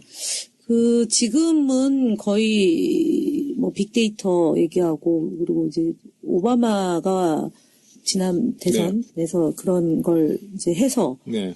성과를 봤다고 하지만 결국 저희가 더 먼저 한 거예요. 2002년 노무현 네. 대통령 때 이제 그런 이제 그 소통, 네. 쌍방 이렇게 네. 했던 거고 저희 뭐 팟캐스트 지금 우리 뭐 네. 당에서도 이렇게 네. 활발하게 하는 거가 실제로 제가 당원들을 만나거나 아니면은 일반 국민들 만나면 이 직접 민주주의가 생각보다 네. 정치하는 사람들한테는 굉장히 힘드시지 않으세요? 재밌지만 또, 예, 그러니까, 박정희님 팬이 얼마나 많아요. 아니, 예를 들어서 SNS를 하는데, 네. 국회의원이 되고 나서 예를 들어서 답장을 안 네. 한다거나 반응이 없으면 좀 섭섭해하는 분들이 생긴단 말이에요. 네. 좀 답답한 편이세요? 다 하진 않은데요. 그러니까 저도 최대한 하려고 그래. 최대한 이제 하려고는 하는데 사실은 좀 어렵고 네네. 그다음에 이제 저는 이런 경우만 좀 그래서 좀 이런 경우는 꼭 하는데 약간 이제 그 국회 시스템을 약간 오해하시고 하시는 말씀들. 예를 들어서 잘못 알려진 것들. 예, 아니 야당이 합쳐서 170석이라 야권이 합쳐서 170석. 왜 법을 못하냐. 국회 선진화법이라는 게 있습니다. 뭐 이런 식으로 답변은 좀 짤막짤막하게 답변. 우리 김윤 의원님도 SNS에서 답장을 좀 잘하시는 편이세요? 저는 뭐, 이렇게 박주민 의원처럼 열광적인 팬이 있는 게 아니기 네, 때문에 네, 저는 가급적 다이렉트 메시지로 다 보내는 왜요? 의원님도 뭐 다니면 뭐 정말 이제 인지도가 뭐 완전히 인지도는 짱인데. 현역이 아니어서. 그래서 참 민주정편 얘기 좀 하려는데 민주정편 요새 어떻게 반응 괜찮죠? 이제 지난 네. 월요일부터 이제 본 방송이 시작됐고 다음 주에 이제 네. 7시부터 10시까지 합니다. 지금은 이제 9시부터 10시 타임 하고 있고요. 그래서 지금 저희가 앱 깔기를 하는데 네. 앱 운동이다. 네, 이번 선거는. 네, 네, 네. 그러니까 이전에는 카톡방으로 지난 네, 2012년도에는 네, 네, 네. 이제 새누리당이 재미를 봤는데 우리가 당의 앱 갈기도 있고 그다음에 이제 저희도 앱 갈기를 많이 하죠. 그래서 지난번 의총에서도 그 예. 후보 쪽에 나오셔서 얘기를 해주셨어요. 네, 앱 약간, 갈기를 네. 해가지고 그 좀 적극적으로 의견을 소통하는 게 중요하더라고요. 그러니까 저는 사실은 지금 저희 당에 애정을 갖고 참여하는 당원들 중에 네. 그러니까 오랫동안 당 활동을 통해서 정당 문화가 어떤 건지 또는 당의 역사와 전통에 대해서 아시는 분도 많은데 아, 그럼요. 최근에 한 1, 2년 상간에 들어온 분들 있잖아요. 네. 그러니까 특히 저는 이게 세월호 때문에 우리 사회의 근본적 변화를 이제 갈구하게 된 사람들. 첫 번째는 노무현 대통령 서거가 네. 하나 있었고요. 최근에. 두 번째는 세월호가 많은 국민들한테 이대로 살면 안 된다. 잘못된 깨어있는 권력. 시민, 행동하는 그렇죠. 양심으로 네네네. 가야 된다라고 반성하면서 다 정당 활동을 하게 되는 분들이 많더라고요. 네. 그래서 근데 이분들이 정당의 문화나 역사를 제대로 이제 익힐 수가 없었어요. 그렇죠. 그래서 이렇게 반응들이 어떤 때는 굉장히 뜨겁게 나오고 네, 어떤 때는 굉장히 냉소적으로 네, 되기도 네, 하고 네. 어떤 때는 좀 아주 거칠게도 나오고 다양한 형태가 되는데 맞습니다. 네. 그래서 저는 이렇게 우리 당의 대변인의 논평만 네, 봐도 네. 그날의 우리 당의 기조를 읽을 수가 있거든요. 그렇죠. 그래서 그러니까 지금 앱 가는 거 당에 앱 갈기 운동을 전개하는 거랑 웹을 마찬가지로 깔면은 뭐 알림처럼 바로 떠요. 네, 탁 네, 뜹니까? 네. 앱 안 가라고 지난번 의총 안 나오셨구나. 어머, 지난번 의총 때 제가 헌재 언제쯤이죠? 어머. 그때 이제 앱 나와서 가세요. 그러면은 바로 떠요. 바로 네, 뜨고 네. 그다음에 이제 저희가 이제 민주정 편에서는 이제 지금 안희정 후보 쪽도 적극적으로 네. 이제 참여하실 거고요. 이제 네. 문재인 후보 쪽도 그렇고 이재명 후보 쪽은 독자적으로 앱을 개발해서 한다는 얘기가 이제 뭐 같이 하시면 충분히 가능한데 그래서 그렇게 소통하는 방식이죠. 예를 들면 오늘의 이제 이슈, 오늘의 메시지, 네. 뭐 당의 메시지 이런 것들이 그 앱을 통해서 깔아놓은 앱을 통해서 자동으로 이렇게 가게 되면 거기 그거 보고 또 소통하고 뭐 이런 뭐 저만 아마 지금 모르시진 않을 거예요. 아마 모르시는 분들이 있으니까 많이, 한 번 더 많이 얘기하면 계세요. 더불어민주당이라는 이름의 네, 앱을 앱이죠. 말씀하시는 네, 거죠. 네, 네. 더불어민주당 준비된 시작 2017. 맞습니다. 그걸 네. 깔면 돼요. 역시 순발력이 대단하십니다. 그러니까 박주민 의원 오늘 녹화한 게 내일 네. 방송이 네. 되면 그 앱 까는 실적이 네. 팍 뛰었다 그러면은 바로 오늘의 서당캐의 박주민 의원이 그럼요. 효과죠. 안 깔았다는 게 실토가 되면서 이분은 이제 일요일 날 제가 오전에 안 깔았던 부분은 좀 편집 빼주고 네, 네. 그렇습니다. 강거로 네. 그 앱 깔기 운동을 제안한 걸로 박주민 네. 의원이. 그리고 그거를 트위터하고 페이스북에 올리면 박주민 의원이 하면은 그래야 되겠네요. 또 몰랐던 분들이 네. 우리 온라인 당원분들한테 다 깔라 그래야 되겠다. 네, 저도 이제 저희 지구당 우리 지역위원회 우리 당원들에게도 제가 이제 널리 알리려고 합니다. 하여튼 1인 미디어가 이제 우리가 믿을 만한 건 지금 1인 미디어. 사실은 네. 잠깐 더 얘기하면 네. 지금 이제 팟캐스트 시장이요. 네. 그 조선일보 일면의 기사보다 효과가 훨씬 크죠? 파급 네. 효과가 크다는 게 이제 나온 네. 거고 그리고 말씀드렸던 것처럼 지난 총선에서 종편의 하루 종일 외국 편파가 네. 소위 우리 지지층들한테는 별로 반응이 그닥 좋지 않았다. 네, 그래서 네. 그래도 더 적극적으로 저희를 홍보하는 방식에 대해서는 더 열심히 해주셨으면 하는 말씀을 좀 드리고 싶어요. 네. 하여튼 많은 국민들이 하여튼 새로운 정부가 들어오면 이제 강력한 적폐청산을 주장하고 있는데 그 중심은 언론 개혁 같아요. 언론 개혁. 우리 새로운 민주정부 들어오면 어떤 방향의 언론 개혁을 해야 될까요? 그래서 일단은 아마추어인 제가 말씀 좀 드리고 이제 김 의원이 보충해 주실 네. 것 같은데 기본적으로 언론은 자유롭게 비판하고 평가할 수 있어야 될 것 네. 같고 또 투명하게 여러 가지 정보들을 제공해 줄 수 있어야 된다고 생각을 합니다. 네네. 그것을 위해서 권력이 언론을 장악하려고 하는 시도는 안 될 것 같고 대신에 언론끼리 자유로운 경쟁 이런 것들이 보장된 시스템으로 가야 될 것 같아요. 추상적으로 크게 말씀드리면. 네.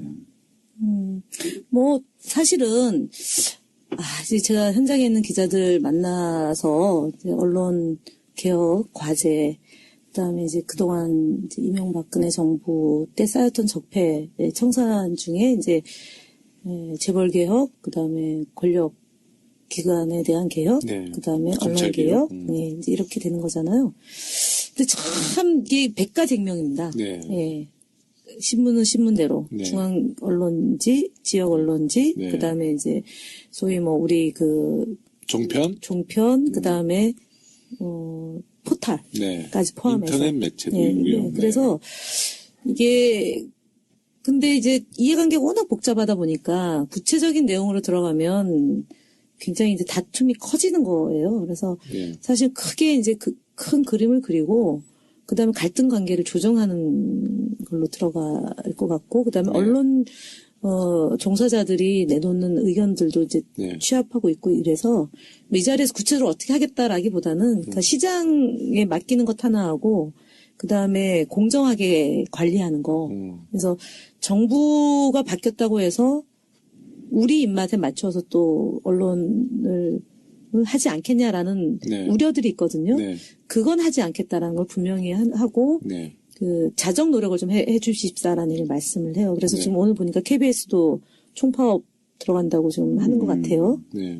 기자들이. 그래서 하여간 좀 그런 노력들, 그러니까 스스로 개혁하는 것이 네. 제가 볼 때는 언론 개혁의 시작이다라고 봅니다. 기자들이 네. 좀 앞장서서 네. 개혁 방향을 자기 있는 곳에서 네. 개혁 과제들을 제시하고 네. 변화하고 그리고 그것을 사회적 합의를 이끌어내서 국민들의 동의를 구하고 그런 과정으로 가야 되는 게 아니냐. 구체적인 거는 조금 더 좀 숙성하고 네. 말씀을 드려도 될 것 같아요. 그러니까 이제 사실 우리 그 보수 언론들이 워낙 지금 언론 권력이 너무 커져서 이제 새로운 정부 들어오면 또 이제 길들이기가 시작되잖아요. 근데 네.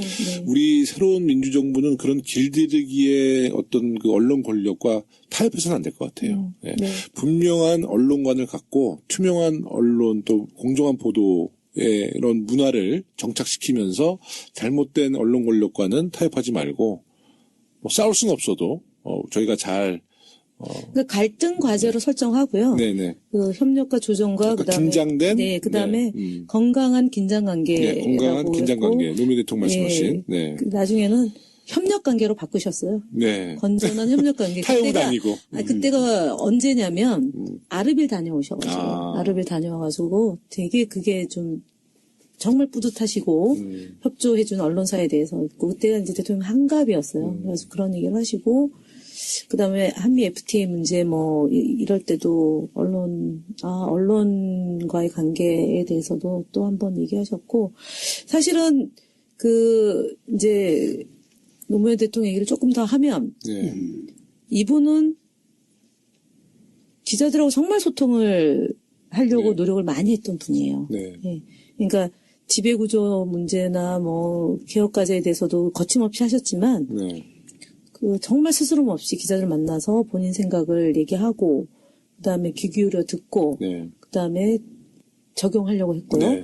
실제로 한 번 후보 시절이었는데 H신문사의 사진 기자가 대통령 앞으로 후보 시절인데 메일을 보냈어요. 네. 직접 답신해주고 그다음에 이제 또 H 언론사의 모 기자가 그 주간지에다가 이제 뭘 썼어요. 네. 그랬더니 대통령 직접 또 답하고. 네.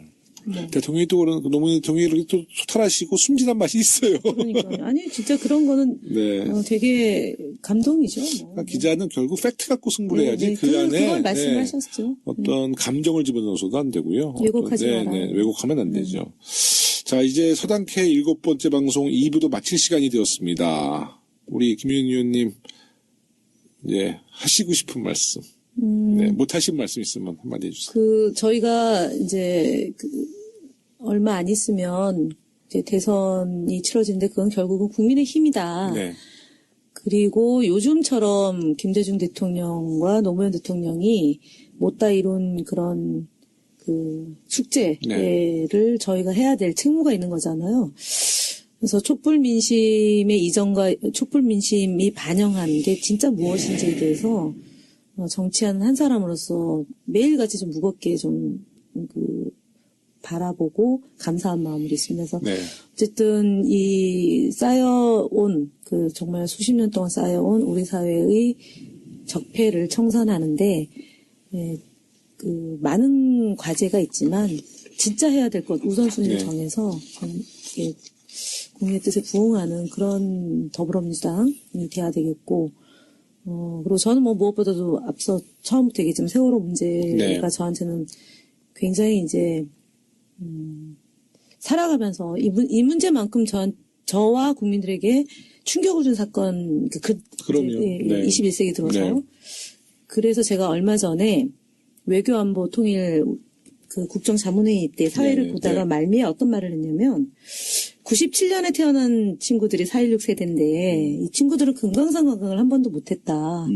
수학여행 IMF 때 정말 힘들었던 그 뱃속부터 힘들게 태어났던 친구들이고 그리고 중학교 2학년 때는 또 뭐 사건 사고가 있어가지고 그때 수학여행이 또 뭐 네, 맞아요. 일시 중단됐었고요. 조류독감인가 뭐 그래서 AI인가 뭐 이렇게 아주 극심해서 그렇게 됐고 그리고 이제 이 금강산 관광이 MB 정부 들어서 중단되면서 이제 수학여행을 못 가는 거죠. 예를 들어 금강산 관광이라는 그 좋은 우리에게 있어서 저는 늘 어른들한테 늘 감동, 그 저도 못 갔어요. 예, 저도 통일하면 떠오르는 게 이제 금강산이잖아요. 거기 이제 명사시내 뭐 이래가지고. 그러니까 저희가 해야 될, 그러니까 세월호 세대들한테 저희가 해야 될 것 중에 하나가 이제 통일 문제도 있을 거고, 이제 인권의 문제, 민주주의 문제 이런 것들을 좀 반드시 지켜내겠다는 약속을 이 자리로 해서 하고요. 그다음에 저희 당에 찾아오신 우리 또 새로운 손님들, 당원들에게도 이런 마음으로 저희가 정치를 하고 있다는 점을 다시 한번 말씀드리고 함께 힘을 모아서 반드시 정권 교체를 이루어내시다라는 응원의 메시지를 마무리하겠습니다. 우리 같은 김인희 의원님 정권 교체를 위해서 더 큰 역할을 해주시고요. 박주민 의원님도 한 말씀 해주세요. 오늘 저로서는 사실 어제까지는 헌재가 약간 갈팡질팡하는 것 같았다가 어제 오후에 이제 약간 강건한 모습, 그리고 균형 잡힌 모습을 보여줘서 조금 마음을 놨는데 그래도 완전히 안심하면 안 된다. 이번 주, 다음 주 정도까지는 계속해서 국민들이 지켜보고 있다는 사인을 보내야 된다. 그래서 내일 토요일 날 많이 나와주십시오라는 오늘 밤에 오늘 걸려요. 그래서 내일 취재 기자, 그다음에 영상 사진 기자, 그다음에 별도의 브리핑룸, 그다음에 영상 기록하는 이제 공간 그래가지고 3층 건물에 독립된 공간에 있었고요. 저희 때는 이제 300명의 기자가 등록해가지고 출입을 하고 있었고 실제로 그 이전에는 국민의 정부까지는 인터넷 매체나 소위 군소 매체들이 출입을 못했어요. 맞아요. 약간 좀 카르텔이 형성돼 있었고 그래서 노무현 대통령의 공약사항 중에 하나가 차별하지 않는다. 언론사는 차별하지 않고 다만 건전한 긴장 관계를 언론과의 관계 속에서 갖겠다고 해서 그러니까 오보, 그다음에 왜곡 보도 이런 거에 대해서는 철저히 다툼은 하되 기자들한테는 서비스 브리핑 제도를 하면서 특정 언론사에 이렇게 흘리기나 또는 술자리에서 특정 정보 언론사와 정보를 주고받고 하는 것은 못하게 했던 거고요. 그래서 브리핑 제도의 변경이라고 저희가 이제 얘기하는 거고 두 번째는 제일 큰 족적 중에 하나가 사실은 지금은 많이들 잊고 계시는데 가판이 가판이요. 옛날 신문 가판 있었죠. 있었는데 그게 2001년도부터 가판을 서서히 없애는 기 시작했는데 이제 몇몇 언론사부터 이제 한 3개 정도가 이제 가판 금지, 가판을 안 찍는다 이렇게 방침을 잡았는데 그것이 전 언론사지만 가판이 나오는 데가 2군데 정도예요. 동아일보사 앞에 가판 쭉 보고 그랬던 기억이 나는데 노무현 대통령이 인수위 시절에 가판을 구독을 금지하는 걸 지침을 내렸어요. 그건 어떤 의미가 있는 건가요? 그러니까 가판을 만들면 미리 이제 예를 들어서 한 언론사에서 기사를 쓰잖아요. 확인이 잘 안 된 기사를 써. 그러면은 이제 공무원들이 특히 정부 관련 기사가 그런 게 많죠. 그러니까 설익은 정책을 기사를 씁니다. 그럼 이제 이 해당 부처의 공보 담당 대변인 됐던 공보실 직원이 그 언론사를 찾아가거나 또는 그 언론사 그 기사를 쓴 기자를 따로 만나가지고 설명을 하고 좀 굽신굽신해야 되는 상황이 발생을 해요. 그래서 그걸 바로 잡으면 다음 날 이제 일반인들에게 배달되는 신문에는 좀 사실관계가 바로 정정이 돼가지고 나가기도 하고 그래서 그것이 가판을 못 보게 한 것은 언론 문화 환경을 완전히 바꿔내는 그게 몇 년도에 시행됐죠? 2003년도 그러니까 2월달 그러니까 인수위 때 그 가판을 못 보게 제가 했고 2003년도에 기자를 그만뒀는데 이 가판이 이제 원래 조간이잖아요. 네. 그 밤에 이제 가판이라고 해서 밤 늦게 신문을 가판. 가판에서 이렇게 쭉 특히 광화문 시청 쪽에 많은데 아. 그럼 정부 관계자들 또 대기업 또 홍보실 사람들이 그 신문을 미리 쫙 봐요.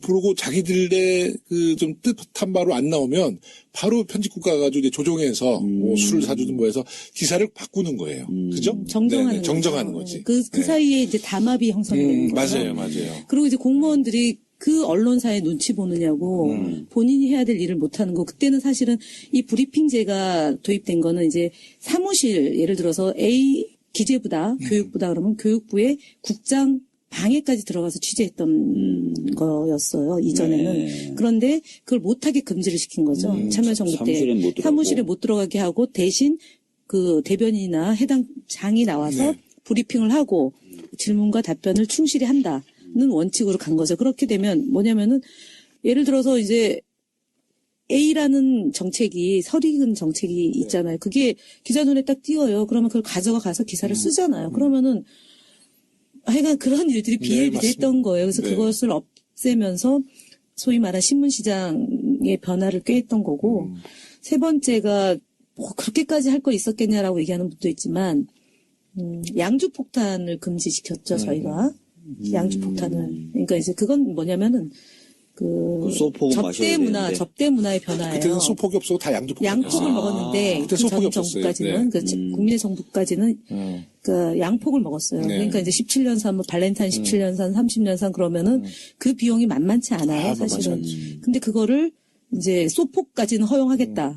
그렇게 해서 이제 참여정부 때 소폭 문화가 이제 만들어지게 돼요. 근데 결국 이게 뭐 그러면은 뭐 술 먹으면서 뭐 그렇게까지 언론한테 할 게 있냐라고 하지만 사회 전체적으로 문화를 바꾼 거죠. 양폭에서 소폭으로 이제 접대 문화를 그 한꺼번에 없앨 수는 없으니까 그 문화를 이제 청와대부터 좀 선도하면 정부기관이 다 이제 따라가게 되니까. 그 이후에 국내 주류 회사가 아주 굉장히 대박 난 거고, 이제 양주 회사 완전히 망한 거고. 그러니까 네. 아 그리고 그때 박진 의원이라고 그 종로에 박진 네. 의원이 막 그때 뭐 그래가지고 뭐 자기는 폭탄주 안 먹겠다고 깨고 막 깨고 그랬어요. 네, 뭐 폭탄주 깼는데 미국 가가지고 먹은 게 걸려가지고요. 맞아요. 네, 우리 김의원 의원님 최연소 춘추관장을 지내셨는데요. 네.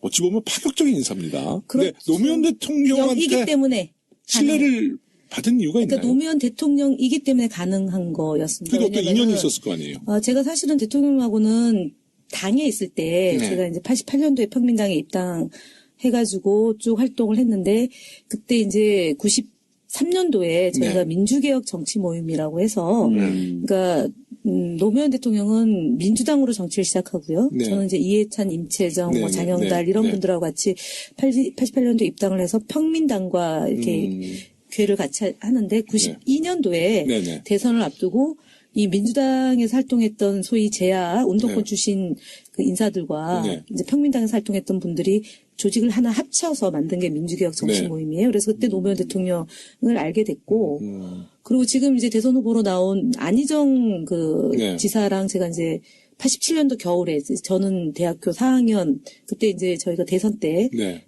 비판적 지지를 했던 그룹이고 네. 안희정 선배가 그 비판적 지지하는 그룹에 소위 이제 그 고대에서는 뭐라고 표현해야 됩니까? 지도부라고 네, 얘기해야 네, 되죠. 네, 네. 그렇게 해서 이제 대학교 4학년 겨울에 이제 인사하게 돼가지고 인연이 쭉 이어지면서 그러니까 2002년도에 제가 당의 공보실의 부장으로 이제 그 당직은 그때 처음 갔는데 처음 시작부터 공보실에서 시작하셨구나. 예, 공보실부터 네, 해서 네, 네. 대변실에 이제 그때 정동영 네. 대변인 시절인 정동영 의원 네. 대변인 네. 시절인데요.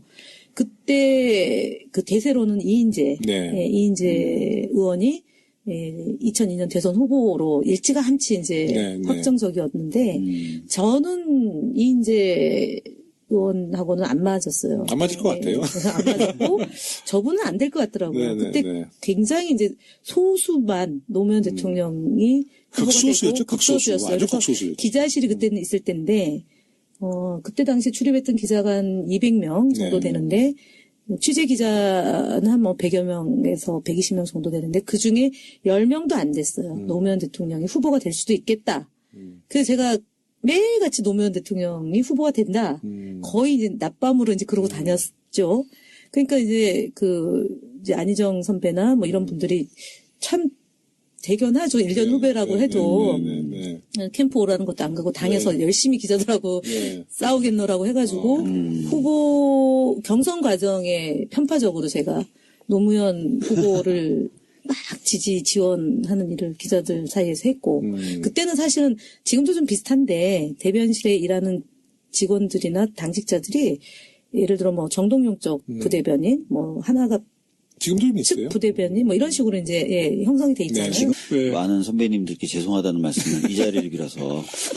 근데 우리 김현 의원님은 이제 세월호의 진실을 밝혔다는 이유로 김기춘 전 실장으로부터 이제 공작 정치에서 희생됐다는 이야기가 있습니다. 네, 그게 이제 특검에서 밝혀졌고요. 예, 그러니까 김영환 고 네. 민정수석이 그 청와대 수첩에 뭐 문화예술계 인사들에 대한 이제 탄압이 제일 컸던 거고, 큰 거고, 그 다음에 이제 세월호 관련해서 뭐 노란색은 보기도 싫다라고 얘기했던 최순실의 발언은 이제 뭐 최근에 공개됐지만 결국 그 수첩에 보면 세월호 가족들을 이간시키고 갈등하게 만들고 국민들로부터 분리시켜내는 공작이 쭉 있었던 거고요. 그리고 이제 제 사건 이제 유가족들하고 식사 끝난 뒤에 대리기사 불러서 그 얘기하는 과정에 이제 발생한 그 일을 놓고 김기춘 비서실장이 당시에 김명하 민정수석 그 수첩에 따르면 9월 17일 날 그러니까 세월호를 그 조정하고 했던 김현에 대해서 엄정하게 대처할 것 이렇게 나오고 그다음에 19일 그다음에 이후에 20일, 21일, 23일. 그러니까 거의 매일같이 제 사건에 대해서 관심을 갖고 이제 남부지검으로 갔을 때도 그것을 신속하게 하고 그다음에 그러니까 수사의 가이드라인이 어떤지 챙겨보고 그랬던 것 같고요. 그다음에 10월 2일자에 보면 문화예술계 이제 인사들에 대해서 얘기하면서 다이빙벨, 그다음에 파주, 김현 이렇게 이제 예를 들어서 완전 지킨 거네 그냥. 그때 돌이켜 보면 이번 수첩에 나온 내용, 그다음에 이제 이 정부에서 치를 떨면서 세월호 문제를 저렇게 극도로 감추려고 했던 이유가 뭔가에 대해서 이제 퍼즐이 하나 둘씩 맞춰지는데 결국 뭐 지금도 7시간이 여전히 미궁이고요. 결국 세월호가 이 정부의 가장 치명적 약점, 국가가 국민을 보호하지 못했다는 점뿐만 아니라 그 보고 체계의 문제점, 그다음에 청와대 컨트롤 타워의 부재의 문제, 그리고 그 이후에 사건을 은폐하고 국민들과 분리시켜내면서 일어났던 공작, 뭐 이런 것까지 종합해 보면 제게 있었던 거는 어찌 보면 뭐 가족을 잃은 가슴에 지금도 이제 시퍼렇게 멍들어 있을 그 가족들 생각하면 뭐 제가 겪었던 거는 뭐 사실은 조적지연인데 어쨌든 그나마 김영환 청와대 수첩에 김기춘 공작이라는 것이 국민의 힘으로 드러나게 돼서 저한테는 뭐 의미 있는 거죠. 참 지금 이제 뭐 짧은 시간 얘기했지만 너무 억울한 게 많은 일을 당하셨는데 지금 이제 김기춘 전 실장이 구속돼 있어요. 뭐 인과응보지만. 어떻습니까? 그래도 소송해서. 사실은 특검에, 일단은 특검에 직권남용으로 제가 고발은 했고요. 그 민사소송은 이제 지금 기소가 아직 확정적이지가 않으니까. 정리가 되면 민사소송으로 저는 이제 손해배상 청구 들어갈 거예요. 또 파이팅 하시고 힘내십시오. 감사합니다. 우리 김현 의원님은 참여정부 시절에는 청와대 보도지원 행정관 또 비서관을 하시고 최초의 여성 춘추관장. 을 지니셨습니다. 그러니까 시정의 기록을 관장하는 관서. 관장하는 관서. 그러니까 그게 이제 고려 조선시대 때 그렇게 표현을 해서 춘추관인데 역사를 기록한다는 의미이죠. 역사를 기록하는 게 이제 공식적인 역사. 소위 이제 그 정부에서 기록하는 것도 있지만 기자들이 기록하는 역사도 기사도 역사이기 때문에 그래서 별도로 저희가 춘추관이라는 건물이 노태우 정부 때 만들어졌고요. 이제 그 이전에는 이제 비서동 안에 이제 프레스센터가 있었는데 그 노태우 정부 때 만들어지고 오늘은 민주 10년, 보수 9년 시리즈 네 번째 주제로 언론 분야에 대해 알아보도록 하겠습니다. 오늘 주제 토크를 위해 특별한 손님 한 분 모셨습니다. 참여정부에서 보도지원 비서관과 춘추관장을 역임하고 19대 국회 비례대표로 훌륭한 의정활동을 보여주신 민주정편의 권력자, 사주 김현 의원님 모셨습니다. 네, 안녕하십니까. 김현입니다. 네. 서울시당 네, 공식 팟캐스트. 서당캐 네. 예, 처음 나왔습니다. 네. 잘 부탁드립니다. 네, 아니 근데 민주정편 사주신가요? 아니요, 그냥 이름만. 아, 이름만? 붙였습니다. 네. 지분은 없어요? 지분은 아직 뭐 흥행에 성공하지 않았기 때문에 제가 다음 주부터 화요일, 목요일 날 네. 7시부터 8시 고정 출연하거든요. 그때 하살촉 많이 쏴주시면 네, 그게 네. 출연료입니다. 그러면 우리 최재성 의원님도 지분 없어요? 최성 의원님이 실질적 오너죠. 아, 실제 오너? 네, 근데 뭐 지금 땅 팔고 집 팔고 뭐 그런다고 엄살을 어마어마하게 아이고. 지금 하고 있습니다. 네. 좀 아픈 얘기부터 시작하겠는데, 네. 원래 20대 정말 꼭 등원하셔야 될 의원님이신데, 좀 아픔이 있으셨어요. 네. 어떻게 지내셨습니까? 사실은 제가 지난해 2월 15일 날 네. 1심에서 무죄가 났고요. 네, 여기서 박수 한번. 그 다음에 2심에서 11월, 제 기억으로 지금 가물가물 되는데 11월 17일인가 2심에서 무죄가 나서, 네. 검찰이 더 이상 네. 상고를 하지 않아서 네. 일단 사건은 종결이 됐고요. 아, 네, 축하드립니다. 예, 다만 대리기사가 저를 민사소송을 했는데 네. 유가족들은 기각을 했는데 제가 네. 변호사를 선임해서 대응을 안 해가지고 지금 2심 들어가고 있습니다. 그래서 그건 재판이 있고요. 또 하나가 이제 국정원 네. 여직원 감금 사건. 오늘 재판부에서 3월 30일 날 예, 저 재판 시작한다는 연락 받았습니다. 네. 아, 그럼 지금도 조금, 예, 계속 진행 중입니다. 네. 저는 국정원하고 예, 이 악연이 굉장히 네. 오래 갑니다. 네. 우리 박주민 의원님은 우리 김현 의원님이랑 너무나 잘 아시죠? 그럼요. 네. 제가 국회에서 이제 세월호 가족분들 옆에서 저분 때문에 제가 노숙을 아주 할 그냥 때 박주민 의원과 이게 어떻게 된 거냐면 네. 그 2014년 7월 11일 날 그 세월호 국정조사 특위 네. 활동이 사실상 종료가 됐어요. 네. 그리고 나서 저는 새벽 4시까지 국회에 있다가 네. 집으로 갔죠.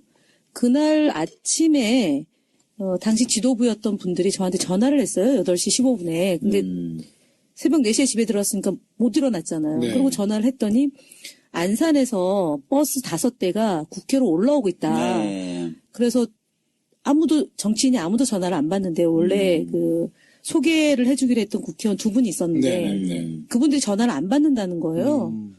왜 저한테 전화하셨어요? 그랬더니 다급해서 좀 도움을 요청한다고. 네. 근데 그때 왜 그랬냐면 버스를 국회 안으로 못 들어오게 당시 맞아요. 이제 기억납니다. 네. 경찰과 그 국회 네. 쪽에서 그렇게 방침을 정했어요. 그래서 불이 났게 제가 나갔죠. 할 수 없이. 네. 그래서 가족들하고 제가 이게 사실상 이제 일을 그 네. 국회 농성 네. 하러 온 줄 몰랐고 박주민 의원은 알았어요 그때. 네. 그 택을 알고 와가지고 저한테 귓속말로 오후 5시에 실은요 이분들이 오늘 집에 안 가고요. 네. 저 국회 본청에 네. 농성하실 거예요. 그래서 제가 무슨 말씀이냐고 네. 제가 네. 대회의실 빌릴 때까지도 굉장히 좀 힘들게 빌렸거든요. 근데 본청으로 그냥 농성 저분이에요 사실은. 그때 국회의원 아니실 때잖아요. 그때 변호사 할 때, 그러니까 이제 담당 변호사고 저는 국회의원 할 때니까 그때부터 하루 이틀만 농성하면 되는 줄 알았는데요. 글쎄, 4개월을 했어요. 4개월 하더라고요. 지난 방송 때 정청래 의원님이 나오셨는데 세월호 때 우리 그 당시 이제 박주민 변호사께서 정청래 의원한테 국회의원 똑바로 하세요 그랬대. 그때 정청래 의원님이 다시 이번 방송에서 박주민 의원 국회의원 똑바로 해! 막 그랬잖아요. 네, 그래서 지금도 그래요? 네, 지금도 좀 뭐 그런 경향성이 있는데 이번에 지도부는 없어요. 이번에는 없는데 이번에는 예전에 없어요. 네, 예전에 있었어요. 좀 그런 식으로 이제 그 개파의 그 몫으로 부대변인들이 있었고 저는 이제 당직하면서도 이제 노무현 대통령 했고 그래서 이제 그 인연으로 그때 이낙연 지금 전남도지사가 전남도지사. 대변인 할 때예요. 네. 저는 사실은 지금까지 이렇게 쭉 많은 대변인하고 같이 활동을 했는데 이낙연 대변인이 가장 대변인으로서 훌륭한 중앙일보 기자 출신이시죠? 동아일보. 아, 동아일보. 예. 동아일보. 본인은 꽃을머리여서 대변인이 될 수가 없었대요. 그러니까 왜요? 김대중 대통령이 2가지를 얘기하는데 사투리, 억양. 그러니까 호남 사투리 쓰는 분과 머리가 곱슬머리인 사람은 대변인을 하면 안 된다. 왜? 그 고집스러워 보인다는 거죠. 우리 대신. 송기현 의원이 곱슬머리 아니에요? 우리 20대 초선 송기현 의원님? 곱슬머리는 아니죠. 아니 근데 네. 그거는 그래가지고 제일 마지막에 그러니까 네. 2002년도에 그 공교롭게도 DJ 대통령이 총재 그러니까 탈당하고 나서 네, 네, 네. 대변인이 대신 거의 마지막에 그 돌이 없다 해가지고 됐었는데 네, 네, 그 네. 얘기를 매번 하는 거예요. 내가 대변인 진짜 하고 싶었는데 못했다 이제 이런 얘기하는데 근데 진짜 훌륭하게 훌륭하시고 점잖으시고 예. 뭐 좀 도지사 역할도 잘하시는데 점잖은 플러스 네. 악작 같은 분이세요. 네, 또 기자 오래 하셨으면 또 아니, 그래야죠. 뭐. 근데 그 민주정부의 그 우리 김대중 노무현 대통령이 사실 그 보수 언론으로부터 굉장히 가혹할 정도로 네. 이지매를 많이 당하셨잖아요. 네. 근데 이제 두 분 다 대통령이 된 후에 그냥 보통 사람 같으면 한번 그 자기가 좀 이렇게 감정이 안 좋으니까 조금 손도 좀 보고 그럴 텐데 오히려 언론의 자유에 대해서 좀 보장하는 그런 정책을 피셨단 그러니까 말이죠. 그래서 이제 예를 들면